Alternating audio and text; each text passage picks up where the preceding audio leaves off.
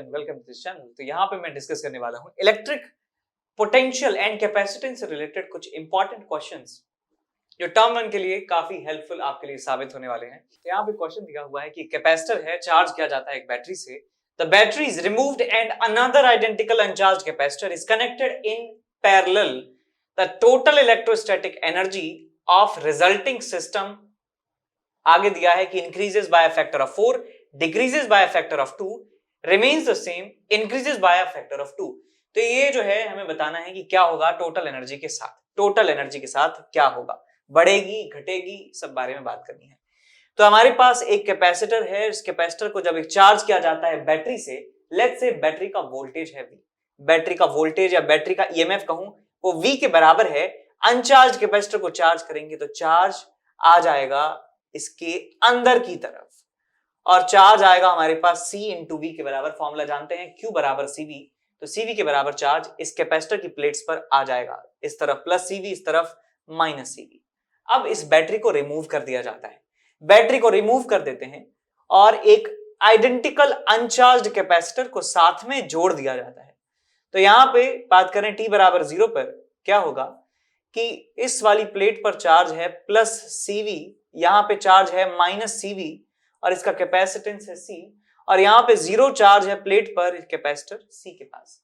अब होगा क्या कि यहां से यहां चार्ज जो है ट्रांसफर होना स्टार्ट होगा और कुछ समय के बाद चार्ज का जो ट्रांसफर है वो रुक जाएगा। और वो कब तक रुकेगा? जब तक इन दोनों के अक्रॉस सेम पोटेंशियल डिफरेंस नहीं हो जाता। तो मैं मान लेता हूं कि चार्ज का ट्रांसफर तब तक होता है जब तक बराबर पोटेंशियल इनके नहीं हो जाते। तो यहाँ का पोटेंशियल मैंने मान लिया VC के बराबर हो जाता है, तो यहाँ का पोटेंशियल भी VC के बराबर हो जाएगा। तो इसके ऊपर चार्ज कितना आ जाएगा हमारे पास? C इंटू VC के बराबर। यहाँ पे चार्ज कितना आ जाएगा? C इंटू VC के बराबर। तो यहाँ पे मैं चार्ज कंजर्वेशन का इस्तेमाल कर रहा हूं। ये वाली जो प्लेट है, ये वाली जो प्लेट है, इसके ऊपर जो टोटल चार्ज पहले था और इस वाली प्लेट पर टोटल चार्ज जो बाद में है वो बराबर होना चाहिए, बिकॉज चार्ज कहीं से ना तो हम बना सकते हैं ना उसको डिस्ट्रॉय कर सकते हैं। तो यहाँ पे लिखूंगा मैं C इंटू V, ये ओरिजिनल चार्ज था और बाद में चार्ज कितना आ गया है? C इंटू VC, और यहाँ पे कितना है? C into VC। तो यहाँ C कैंसिल आउट हो गया, VC की वैल्यू मिल जाती है आपको V/2 के बराबर। VC is equal to V/2। तो अब एनर्जी की यदि बात करें तो इनिशियल एनर्जी हमारे पास आ रही है U initial is equal to half of CV²। ये इनिशियल एनर्जी थी।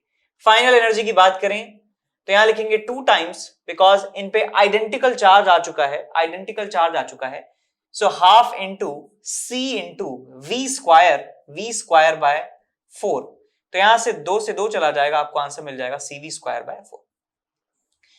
तो पहले CV²/2 एनर्जी, उसके बाद CV²/4 एनर्जी। इसका मतलब एनर्जी 2 टाइम जो है डिक्रीज हो चुकी है, 2 टाइम्स डिक्रीज हो चुकी है। तो यहां पे ऑप्शन नंबर बी में दिया है decreases by a factor of 2, वही हमारा आंसर हो जाएगा। Hello my dear students, I am Neeraj Kumar Chaudhary और फिजिक्स टीचर। बच्चों, एक बहुत ही इंपॉर्टेंट इंफॉर्मेशन लेके आया हूं अगेन आपके लिए। Unacademy champions league is back again. फिर से अनअकैडमी चैंपियंस लीग का टेस्ट हो रहा है, जो कि 14th and 21st of November को होगा ग्रुप स्टेज पे, जिसमें 25 क्वेश्चन होंगे और 1 घंटे का एग्जाम होगा, 1 से 2 PM होगा। ठीक है बच्चों, और फाइनल्स होगा 28 नवंबर को, जिसमें 75 क्वेश्चंस होंगे और 3 आवर्स का होगा, जो कि 1 to 4 PM होगा। और इसमें बच्चों बहुत अच्छे अच्छे अवार्ड्स हैं, ठीक है ना, ये आप जानते ही हो बहुत अच्छे तरीके से। 5 CR तक के आप इसमें अवार्ड्स जीत सकते हो, इतना बड़ा पूल है, तो चांसेस बहुत ज्यादा है। ठीक है बच्चों, और अगर इसमें आप अच्छी रैंक लाते हो ग्रुप स्टेज में, तो 1 से 10 पे आपको 20,000 का प्राइस है और 100% स्कॉलरशिप है, यानी कि कोई भी सब्सक्रिप्शन लेते हो 100% ऑफ। ठीक है ना, 11 to 30 की रैंक आती है तो 10,000 और 50% इस पे ऑफ, और बाकी का भी आप देख सकते हो। और अगर आप फाइनल में रैंक लेके आते हो तो आपको 1 लाख का कैश प्राइज है और 100% स्कॉलरशिप है। ठीक है ना, ऊपर के टॉप 10 रैंकर्स को, यानी कि 1 से लेके 10 तक 100% स्कॉलरशिप है, और रैंक 1 को 1 लाख, 2 और 3 को 60 और 4 और 10 को 50,000 तक के प्राइस हैं। ठीक है बच्चों, तो बहुत ही बेहतरीन मौका है अच्छे अच्छे प्राइजेस जीतने का। ठीक है बच्चों, और ये है स्पेशल प्राइज वीक, यानी कि ये जो हफ्ता चल रहा है, अगर इस वीक में आप सब्सक्रिप्शन लेते हो तो आपको बहुत बड़ा डिस्काउंट मिल रहा है। ठीक है ना, 10 + 10 यानी कि 20% का, अप्रोक्सीमेटली 20% का डिस्काउंट मिल रहा है आप अगर इस स्पेशल वीक में सब्सक्रिप्शन लेते हो तो। ठीक है ना? किस तरीके से? अगर आप आइकॉनिक का सब्सक्रिप्शन लेते हो और तो मान लीजिए 1 लाख का अगर आपकी फीस है तो आपको बस 81,000 का पड़ेगा वो, यानी कि पूरे 19,000 यानी कि अप्रोक्सीमेटली 20% का आपको फायदा है। प्लस वाला जो है, प्लस में अगर आप देखते हो तो आपको प्लस में भी जो चीज 53,000 की है वो आपको मतलब 53,000 की पड़ रही है आपको 12,000 का ऑफ लेके। ठीक है, तो ये चीज पहले 67,000 की थी, अभी आपको 53 की मिल रही है, यानी कि पूरा 20% ऑफ है। किस वजह से? इस स्पेशल वीक की वजह से। और ये वीक आपका 10 से 17 नवंबर तक है, यानी कि समझ लो आज इसका लास्ट है। मे भी पॉसिबल है 1-2 दिन एक्सटेंड हो सकता है, बट इसका ऑफिशियली आज लास्ट डे है 17 नवंबर। ठीक है बच्चों, नेक्स्ट देखिए, all star crash course batch. ठीक है ना, 11th क्लास के स्टूडेंट्स के लिए, ठीक है ना, एक क्रैश कोर्स लॉन्च किया जा रहा है। ठीक है ना, 17 नवंबर से। ठीक है ना, 11th का सिलेबस 4 महीने में पूरा कर दिया जाएगा और जितने भी स्टार एजुकेटर हैं अनअकैडमी पे वो सब लोग इसमें आपको कुछ कुछ चैप्टर पढ़ाएंगे।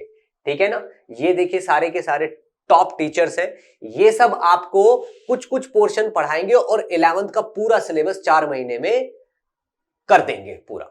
ठीक है ना, तो ये आपके लिए बहुत ही बेहतरीन मौका है। अगर आप किसी तरीके से कहीं पे चूक गए हैं कोई बैच ज्वाइन करने में, ठीक है, तो आप इससे भी अपना काम कर सकते हैं ताकि 12th क्लास में आते आते आप में और किसी रेगुलर स्टूडेंट में कोई डिफरेंस ना बचे। ठीक है बच्चों, और इसके बाद आता है ये IIT JEE मेगा कॉम्बैट। ये इंटीजर क्वेश्चंस का कॉम्बैट है, स्पेशली इंटीजर क्वेश्चंस का। ठीक है ना, जो कि 21 नवंबर को सुबह 11 बजे होगा। 60 मिनट्स में 21 इंटीजर क्वेश्चन होंगे। ठीक है ना, और ये लेटेस्ट IIT JEE पैटर्न पे बेस्ड है। अगर आप इसमें बहुत अच्छा करते हो तो टॉप 50 रैंकर्स को और 500 लकी पार्टिसिपेंट्स को बहुत अच्छे अच्छे सरप्राइज गिफ्ट मिलने वाले हैं। आप देखिए इसमें iPad मिनी है, सैमसंग टैब है, फिटबिट स्मार्ट वॉच है और ये JBL के हेडफोन्स हैं और Amazon के वाउचर्स हैं। ठीक है बच्चों, तो जितनी जल्दी हो सके उतनी जल्दी इसके लिए एनरोल कर दीजिए और मेरी तरफ से बेस्ट ऑफ लक। अगले सवाल की तरफ चलें। द फिजिकल क्वांटिटी हैविंग ऐसा यूनिट न्यूटन पर कूलम मीटर। देखिए यहां पे क्या दिया है, न्यूटन और नीचे है कूलम और यहां पे है मीटर। सोचिए क्या हो सकता है ये। तो न्यूटन है फोर्स, मीटर है displacement. Force into displacement kind of like work होता है, वर्क कह सकते हैं, एनर्जी कह सकते हैं। तो वर्क अपॉन चार्ज ये हम जानते हैं इलेक्ट्रिक पोटेंशियल होता है, इलेक्ट्रिक पोटेंशियल। तो इलेक्ट्रिक पोटेंशियल को डिफाइन भी ऐसे किया जाता है कि work done per unit charge infinite से उस पॉइंट पर लाने में। तो आंसर हमारा आ जाएगा इलेक्ट्रिक पोटेंशियल। अगला सवाल है हमारे पास कि एक प्रोटॉन को रिलीज कर दिया जाता है रेस्ट से in an electric field will start moving towards a region of blank space potential in the field. देखिए पॉजिटिव चार्ज है हमारे पास, प्रोटॉन है यानी कि पॉजिटिव चार्ज है। तो पॉजिटिव चार्ज के ऊपर फोर्स लगेगा जिस डायरेक्शन में इलेक्ट्रिक फील्ड होगा। मान लीजिए ये प्रोटॉन इस तरफ चलने लगता है बिकॉज इलेक्ट्रिक फील्ड इस डायरेक्शन में है और इलेक्ट्रिक फील्ड डायरेक्शन में हम जानते हैं कि पोटेंशियल घटता है। तो ये घटते हुए पोटेंशियल की तरफ जो है बढ़ने लगे, घटते हुए पोटेंशियल की तरफ जो है ये प्लस चार्ज जो है ये मूव करता है। ठीक है, समझ गए? याद रखेंगे इस डायग्राम को कि पोटेंशियल घटता जा रहा है तो पॉजिटिव चार्ज इस डायरेक्शन में चलता जा रहा है। तो डिक्रीजिंग पोटेंशियल वाले रीजन में प्रोटॉन मूव करेगा यदि उसे खाली खुला छोड़ दिया जाता है। तो ऑप्शन नंबर बी हमारा सही आंसर होगा। इसके बाद अगले सवाल की तरफ चलें कि equipotential surface due to a point charge. Point charge की वजह से इक्विपोटेंशियल सरफेस हम जानते हैं कि एक सेम सेंटर वाले आइसोसेंट्रिक कहें या कॉन्सेंट्रिक कहें, कॉन्सेंट्रिक स्फीयर्स की फॉर्म में हमें इक्विपोटेंशियल सरफेस मिल जाते हैं। तो ये जो मैं बना रहा हूं इक्विपोटेंशियल सरफेसेस, इनका शेप क्या है? स्फेरिकल है। कैसे हैं ये?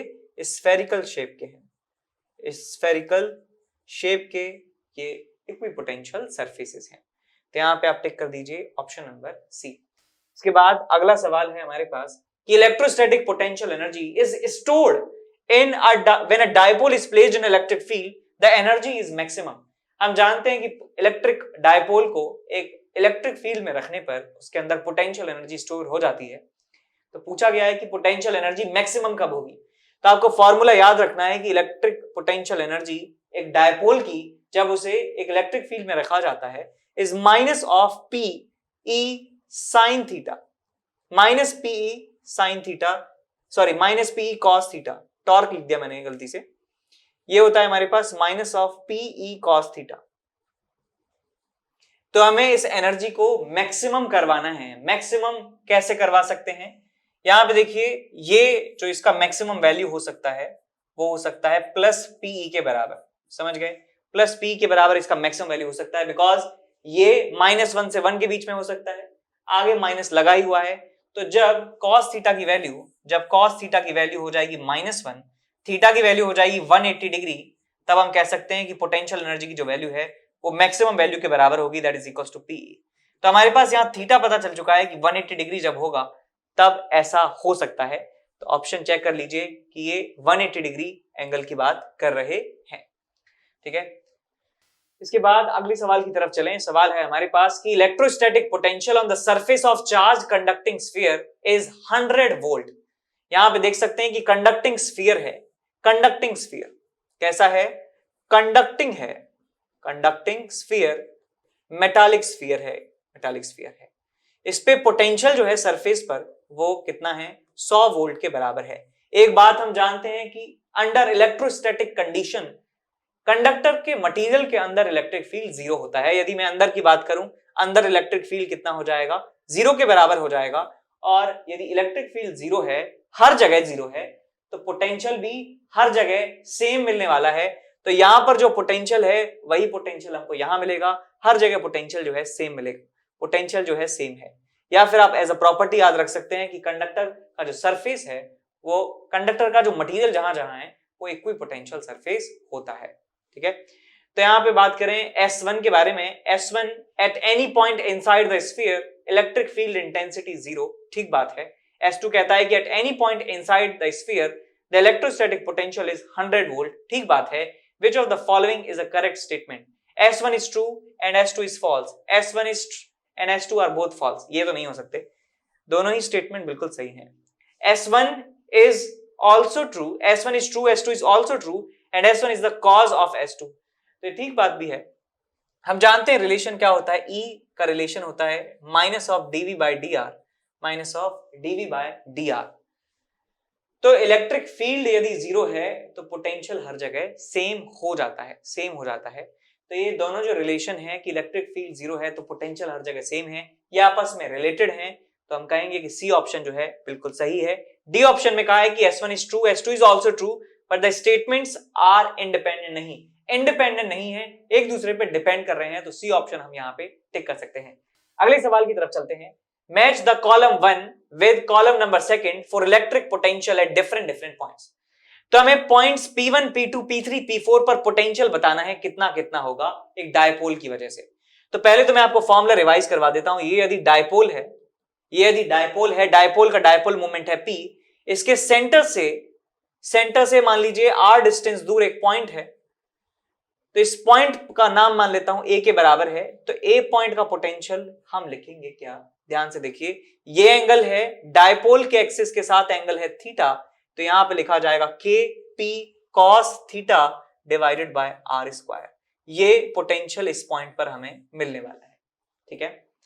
तो आप ध्यान से देखिए बेटा, यहां पे यदि बात कर रहे हैं पॉइंट P1 की, तो ये हमारा डायपोल है और डायपोल के सेंटर से, ठीक है, यहां डायपोल से डिस्टेंस से कहा गया है कि डायपोल के सेंटर से r डिस्टेंस पे हैं सारे पॉइंट्स, ये सारे पॉइंट्स r डिस्टेंस पर हैं, ठीक है, ये सारे पॉइंट्स r डिस्टेंस पर हैं। तो मैं इस पॉइंट पर पोटेंशियल लिखूंगा के P cos 0 degree, because axis से ये जो लाइन है 0 डिग्री एंगल बना रही है, डिवाइडेड बाय आर स्क्वायर। यहां पे मैं पोटेंशियल लिखूंगा के पी कॉस 45 डिवाइडेड बाय कितना आ जाएगा, डिस्टेंस का स्क्वायर आर का स्क्वायर। यहां पर मैं लिखूंगा के, यहां तो समझ ही गए कितना होगा, 0 होगा यहाँ पे, बिकॉज ये इक्वेटोरियल प्लेन है, डिवाइडेड बाय आर स्क्वायर। और यहां पे मैं लिखूंगा कि एंगल अब 180 डिग्री हो चुका है, तो ये एंगल 180 डिग्री हो चुका है, 180 डिग्री।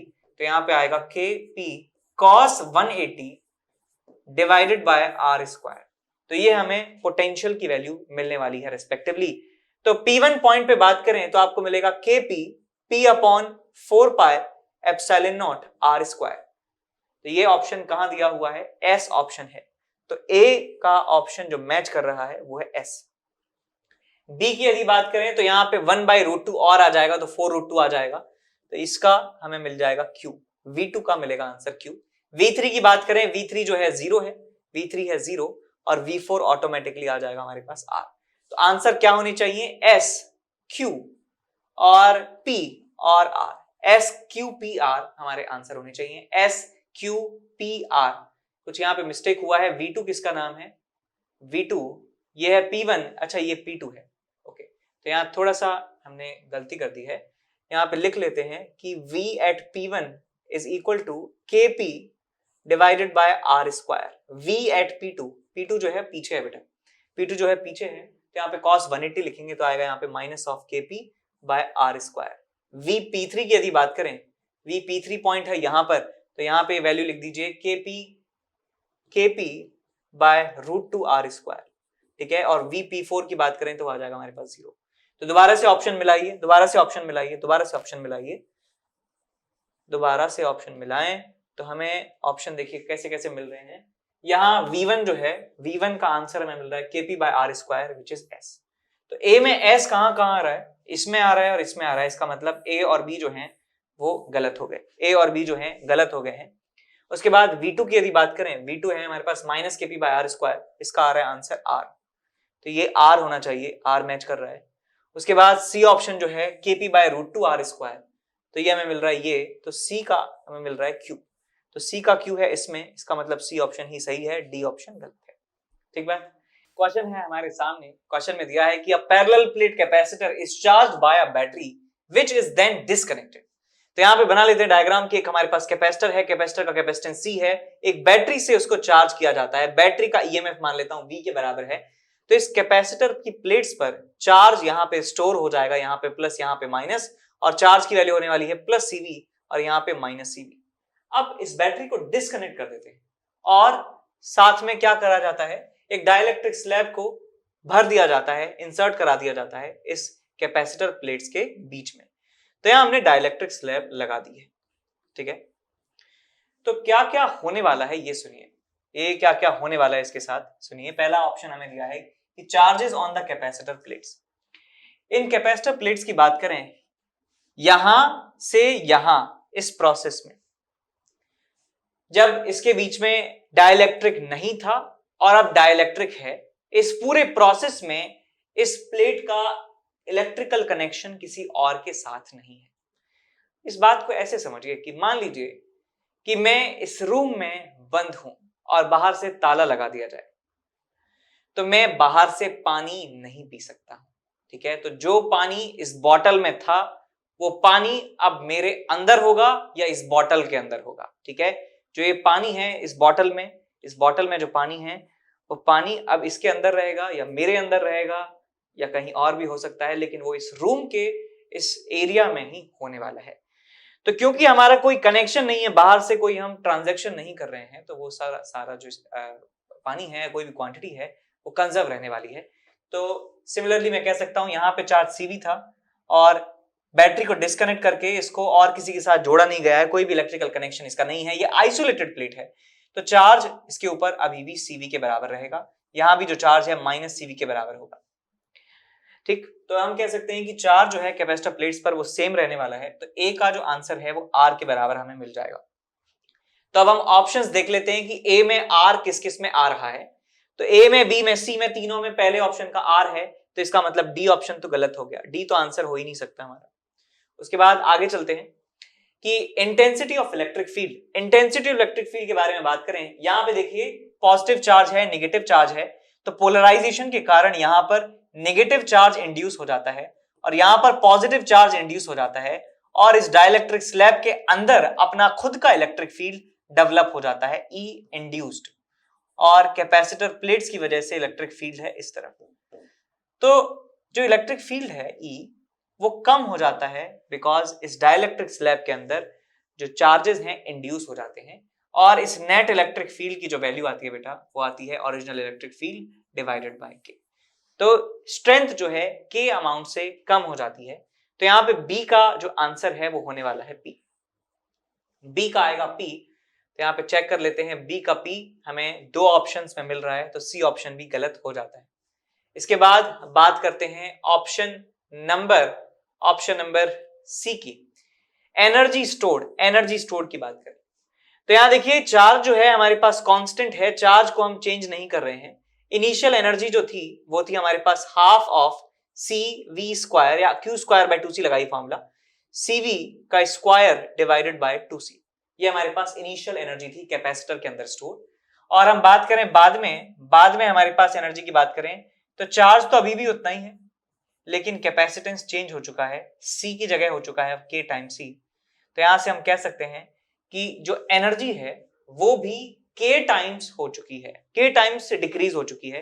तो इसका आंसर भी सी ऑप्शन का हमें मिलेगा पी के बराबर, सी का भी आंसर होगा पी। तो ऐसा हमारे पास एक ही ऑप्शन है, ऑप्शन नंबर बी, तो वही हमारा आंसर हो जाएगा। तो बी ऑप्शन सही आंसर है।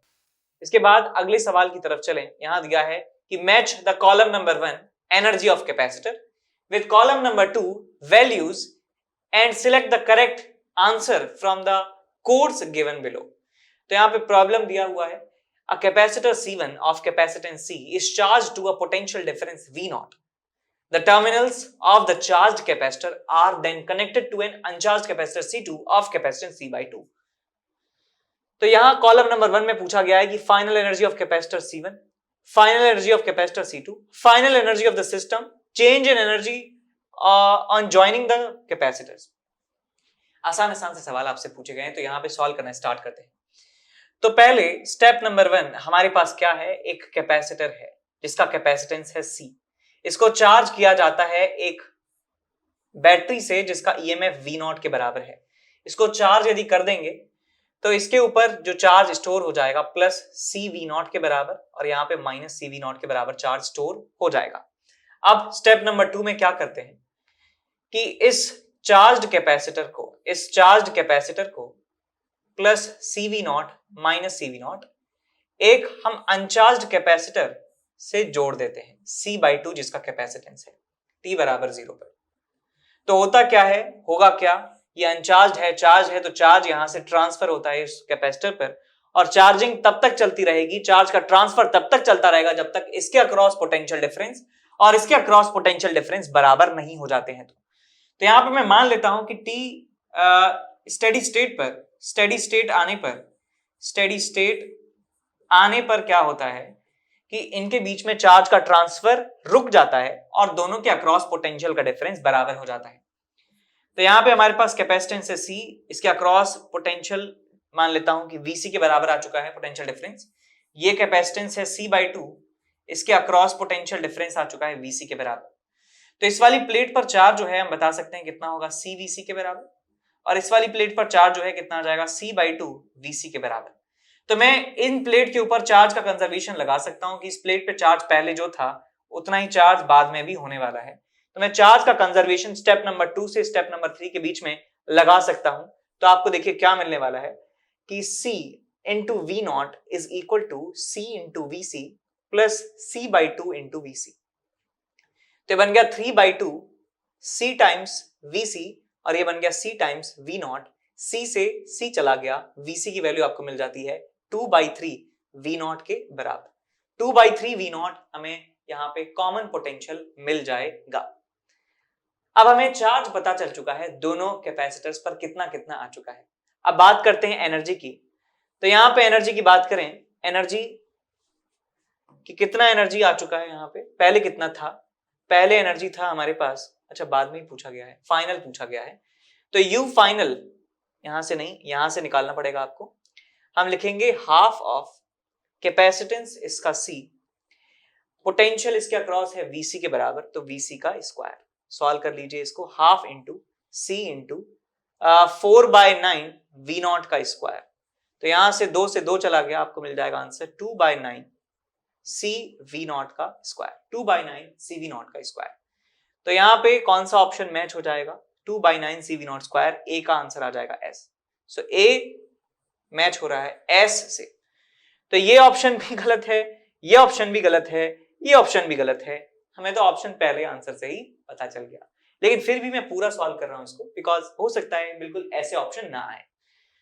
तो final energy of capacitor number 2, capacitor C2, तो यहां पे लिखूंगा मैं final energy of capacitor number 2 will be equal to half of C/2 VC का स्क्वायर। तो इसमें और इसमें फर्क कितना है, बस यहाँ पे 2 एक्स्ट्रा आ रहा है, तो यहाँ पे मैं लिख सकता हूं it will be CV0 square divided bye 9। तो हमारा आंसर CV0 स्क्वायर बाय 9 हमें मिल जाएगा, which is CV0 square by 9, तो यहां से मिल जाएगा बी का आंसर T। तो ये ठीक है, ये ठीक है। अब C का हमें मिलाना है कि final energy of the system, दोनों को जोड़ दीजिए, इसको और इसको जोड़ दीजिए। सो 2/9 एंड 1/9, 3/9 यानी 1/3। तो यहां से टोटल एनर्जी जो है आपको मिल जाएगी U1 प्लस U2, तो आपको मिल जाएगा CV0 square divided bye 3, CV0 square divided bye 3, CV0 square divided bye 3। तो ये हमारा आ गया ऑप्शन नंबर R। तो C का आंसर आ जाएगा R, C का आ जाएगा R। इसके बाद बात कर रहे हैं कि change in energy on joining the capacitor. Capacitor को ज्वाइन करने के बाद एनर्जी में चेंज कितना आया है। देखिए पहले एनर्जी हमारे पास थी हाफ ऑफ CV0 स्क्वायर के बराबर, और बाद में टोटल एनर्जी कितनी हो चुकी है 1/3 CV0 स्क्वायर के बराबर। तो ये जो लॉस हमें हुआ है डेल्टा U लॉस कितना आ जाएगा 1/2 minus 1/3, 3 minus 2, 1/6 of CV0 square. So 1/6 CV0 square हमें आंसर मिलेगा माइनस में, ऑफ कोर्स चेंज पूछा है तो चेंज माइनस में है, लॉस है तो पॉजिटिव है, तो डी का हमें P आंसर मिल जाएगा, डी का आंसर हो जाएगा P। तो ये चार ऑप्शन सही हैं, बी हमारा आंसर हो जाएगा। ठीक है,